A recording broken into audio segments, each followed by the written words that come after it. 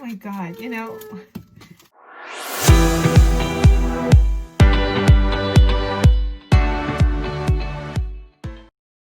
Hey guys, Z here and welcome back to the video. So today I am here in my kitchen and basically today just some more quarantine baking, even though quarantine is still kind of technically over, but not really. At least the stay-at-home order is over. We've been making this thing called apple cobbler a lot. Like we've literally made it so much over these past few weeks. I don't know why, we just have.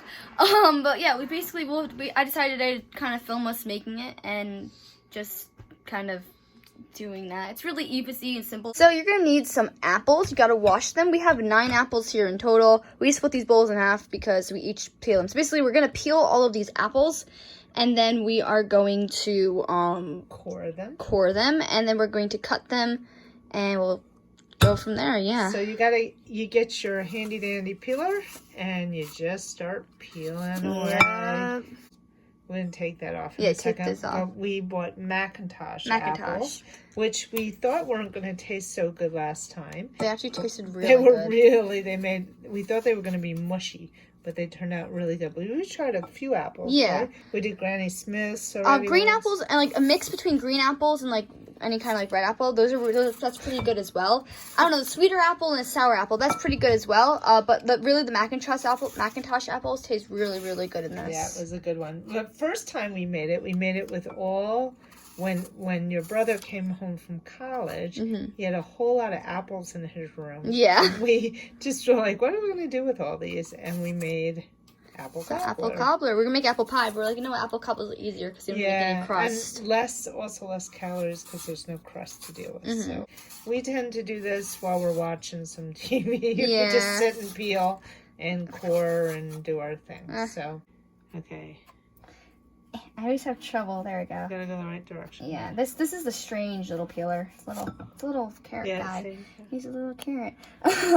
From our local Aldi's. There's Missy, by the way, and behind you. Oh yeah. And some Google. And some hand wipes, some sanitizing wipes behind you too. Well, don't cut your fingers off. I'm not gonna cut my fingers off. You're so not good with that thing. I don't like this peeler. All right. Why don't we switch? I just did it so easily. Oh, shush. I'm not good at this. Okay. It's just gentle. Look at this. Just gentle. You go and you peel it right off. Whatever. It's not, you don't push very hard. You let the thing do all the work. Okay, so of course, while we peel our apples, we gotta watch some Harry Potter. We're gonna restart our Harry Potter marathon. In the very beginning of quarantine, we watched all the Fantastic Beasts and Harry Potter movies in the first few days. So we haven't watched it since. So you know what? We'll decide we'll start again while we peel our apples. 1 apple down, 3 to go. My mom has already finished all of hers, and she just told me to give me that. She did 1.5, and I did all of mine. But we put it into the same bowl. Yeah, I'm gonna have to empty these out, and then we'll finish cleaning them, and we'll be able to core them and then cut them. Okay, so basically we have these recorded from online. Online, and so basically it's not online, from cable. And then so Sci-Fi, and they have these extended scenes. So I've never seen this scene before. Look at him. I've never seen this before. I've seen the extended cuts, but I've never seen this one. Okay, so we have all 9 apples here, and basically now what we're gonna do is that we're gonna take the cores out of them. We're gonna cut them up, and we're gonna do. Well, first we're gonna core them. So all you have to do is cut them in half. Super easy. And then I cut them. We tend to we're bad. We do everything into the same bowl. Yeah. And then we clean it all out. But we could do it into. That's what we did actually last time. I'm not so good. You just cut off the peel. You cut the center out. Like that. If you're a young child, make your parent do this. Yeah, don't do this. Do not do this. I don't trust myself to do this, frankly. So that the bowl is clean, because we need a clean bowl to cut into. So I just sort of do it in stages. So, I do one section at a time, and then we do the next part. So right now we're just cutting out. So this is just us coring it out. This is not actually cutting it yet. I mean, there are cores. There are apple cores you can use, but you lose a lot of apple. Yeah. Doesn't always get the core. So I just like to get all those little That's out. That's apple number one. We'll keep coring these, and we'll come back when we're done. While my mom does that, I'm going to start cutting up these apples. I hear you can actually see me put into the bowl, but you basically just kind of cut them thinly. I'm pretty sure... Oh my god, you're terrible at that. Okay, when you cut them thinly, don't watch her, watch me. Here we go with it. Hands, not feet. You cut it thinly using, just put your thumb at one side and you can see the apple slice is nice and thin. Okay, that's what thinly is. You just sort of slice through that. Honestly, it all tastes good when you make it, but I usually kind of go back and fix it. And you just cut something off of here.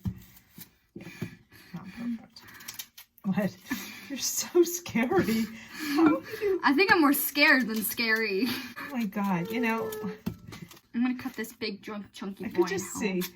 Oh god, it jumped. So we're gonna cut this. I'm still struggling, but not as bad. I'm that kind of was gonna fall off the edge of the counter. Yeah, that's true. That's part of the problem. It's a lot easier now to do this. It's a whole lot easier.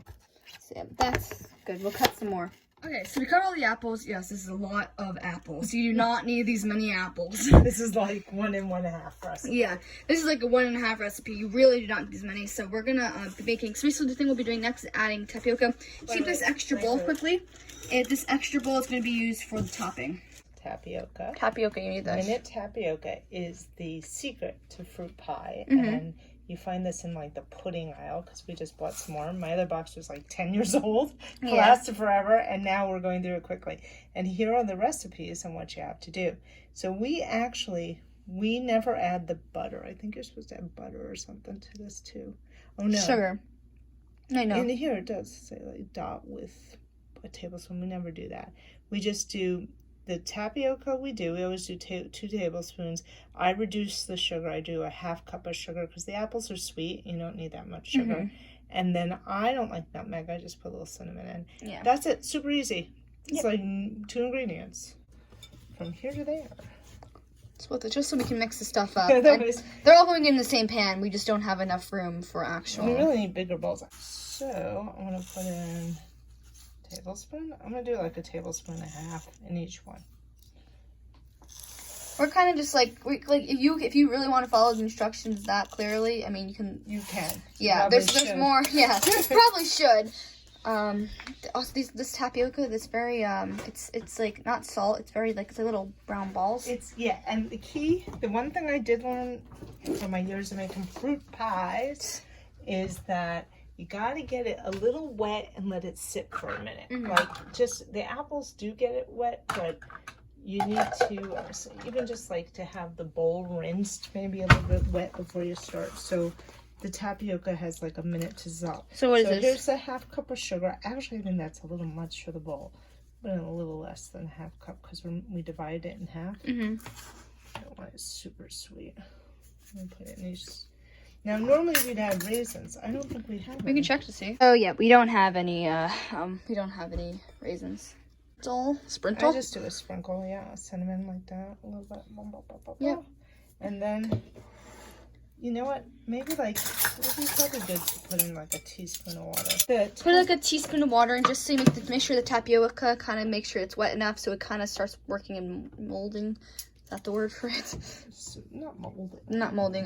Dissolving. Dissolving. That's what I meant. That's the word. Yeah. Okay, very fancy. Stick your hands in and flip it around. Yeah. You just mix it up. A bit of sugar and tapioca, a little cinnamon on everything. I do a sort of a rotation and a flip around so everything looks nicely done. Again, make sure you wash your hands before you do all this. We're not kidding around. Yeah, it's a big pan. Usually, like we have like a more round one that's smaller. If we were doing like a smaller one, but it's deeper. We could do that one. You want to do that? No, it's just okay. All right. It's either deep or long. It's either deep or long. We're choosing to do the long one for now. But we do have a rounder one that's kind of the same shape as the bowl. But you can put in whatever you feel like it fits. And then you just flatten it. Very, very carefully flattened. Oh yeah. It doesn't really matter what kind of container you put in. but well, we like to do glass. Yeah, we like to do glass. I mean, of course, like it has to be oven safe, obviously.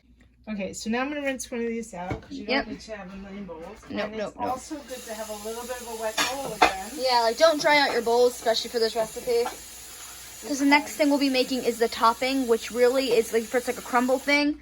Have a little water in it. Yeah. At this point, I'm gonna turn. Yeah, let's preheat the oven to 350. Should have done that already, but I didn't. And now we're gonna make the top. Okay, so we got this recipe from allrecipes.com. It's crumb pie toppings. And basically, it's really simple, really easy. So basically, you have 1 cup of brown sugar, 1 cup of all-purpose flour, and 1/4 cup of butter diced. Which basically means just cut up the butter into small pieces. If you need to like mush it up a little, like soften the butter just a little bit, so you can cut it. Go ahead, but it doesn't really need to be softened.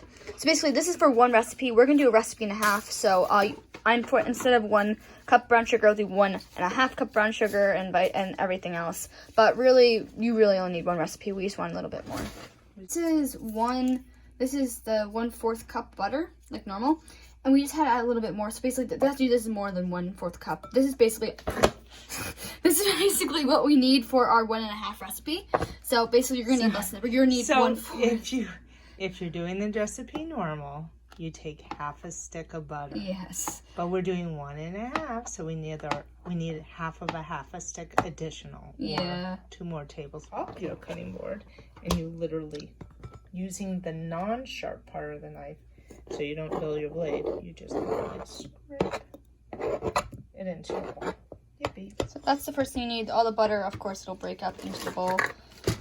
So yeah, that's the first part. The second part you need is since we're doing the 1.5 recipe, you need 1.5 cups of brown sugar. It doesn't really matter what kind of brown sugar you have. We have dark brown sugar right now. We get whatever Dad buys. Yeah. That's good. That's good. So that's 1 cup, and then we now need 1/2 cup. And boop. Okay, so that's 1.5. Cool. So that's what we do. Basically, now what we do is that we take all this and we just mush it together. You might want to mush it. So I tend to do a little thing where I like rub my fingertips with it. Mm-hmm. So like, see, I'm doing this because you want all these things to come together and the butter to kind of smoosh you up into it. It looks like a big deal, but it takes. Can you close the door? It just takes a minute, and it all really comes quick together. And you're like, it is like evil good. So yummy. Like it's literally brown sugar, flour, and butter. Like how can you go wrong? Okay, so this is it. This is basically what it kind of looks like. If you want to make it a little bit more crumbly, you can add like a teeny little bit of water. Don't add too much though, because then we made this mistake once. It gets like mushy-ish. It still tastes fine. It tastes delicious, but like it's not the right consistency. If you wanted to hold it together a little bit, just like that was like a capful of water or like a half teaspoon. Just sort of flake it around a little bit. It just kind of mushes it together a little bit more. Makes it hold together, but really it tastes delicious if it's just crumbly and sitting on top. And then you just literally pour it on. And I just wash my hands again. And then we kind of just spread it out. Spread it out. It's beautiful. Of course, if you made like a one recipe, you'll have a little less than this. But you're like normal. You're a normal human being. Didn't make the massive quantity. Preheated 350. And I've been like random here. And I do 45 minutes, but sometimes it just smells ready. That's my biggest test. And also just like, if like you can see it as well, it smells really good. It just smells so good. Mm-hmm. You know it's done because it smells good. Yes. That's the way I do most of my baking. If it smells right, it's done. So yeah, now we're just going to go watch more Harry Potter while we do this. Harry? What's curious? I remember everyone I ever sold, Mr. Potter. Alright, so it's been smelling really good. It's been about 40 minutes. We kind of like went 5 minutes earlier, but we think it's ready. It smells so good. Just like look at that. Oh, that looks so good. It just look how beautiful. Look how they can't taste it. Okay, so this is the apple cobbler. It's delicious. I put some whipped cream on it because you know it tastes better that way. It also tastes really good with ice cream, a vanilla ice cream, you know, because like basically apple pie. It's really good.